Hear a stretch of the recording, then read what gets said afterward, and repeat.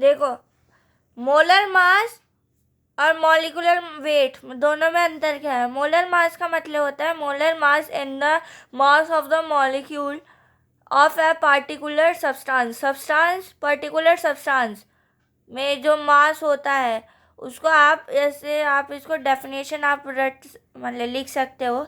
The unit of molar mass equal to KG mole और litre. तो हम इसको ऐसे लिख सकते हैं, इसको हम दूसरी लैंग्वेज में भी लिख सकते हैं कि केजी मोल भी लिख सकते हैं। ठीक है। Molecular weight is the mass of the molecule.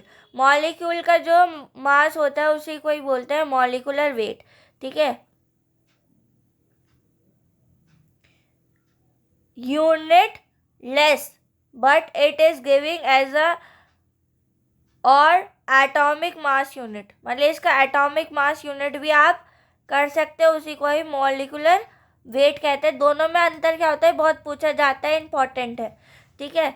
अब देखो, लिमिटिंग रीएजेंट का मतलब क्या होता है? लिमिटिंग मतलब होता है, मैं आपको बताती हूँ। लिमिटिंग रीएजेंट बहुत पूछा जाता है, क्लास 10th में भी था, क्लास 12th में भी है, बहुत पूछा जाएगा। अब देखो, 2 mole of the hydrogen react with the oxygen के साथ अगर हम हाइड्रोजन को रिएक्ट करेंगे तो हमें क्या बने, हमारे पास क्या बनेगा? And 1 molecule of oxygen therefore remains unreactant. In this example hydrogen is said to be the limiting reagent और रिएक्टेंट।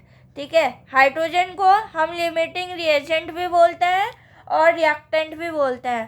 ठीक है। जैसे because it amount become a zero then the reaction therefore stops, रुक जाएगा। stops मतलब रुकना। ठीक है। जैसे एग्जांपल मैं कहूँ 2, अब देखो H2, हाइड्रोजन के पास 2 है और ऑक्सीजन के पास भी 2 है, लेकिन हाइड्रोजन का मास होता है 1। ठीक है। और ऑक्सीजन के पास 2 है, तो हम इसको बराबर करेंगे। जैसे ऑक्सीजन के पास 2 है तो हाइड्रोजन के पास भी हमने 2 रख दिया, लेकिन हाइड्रोजन का एटॉमिक मास होता है 1। ठीक है। लेकिन हमारे पास ऑक्सीजन के पास 2 है, तो हम इसको बराबर करेंगे, तो हाइड्रोजन के पास भी हम 2 रख देंगे। ठीक है। यहाँ पे भी 2, यहाँ पे भी 2, अब इसको हम जोड़ेंगे तो 2H2O हो जाएगा। तो देखो, 2 मॉलिक्यूल 1 मोल 2 मोल। ठीक है। ये इसका एग्जाम्पल हो गया।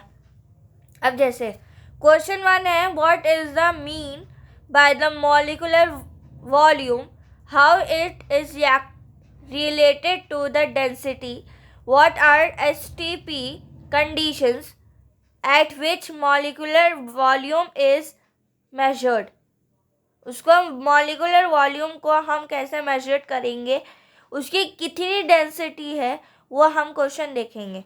जिसका अब देखो, मॉलिक्यूलर वॉल्यूम होता क्या है? 1 मोल सब्सटेंस,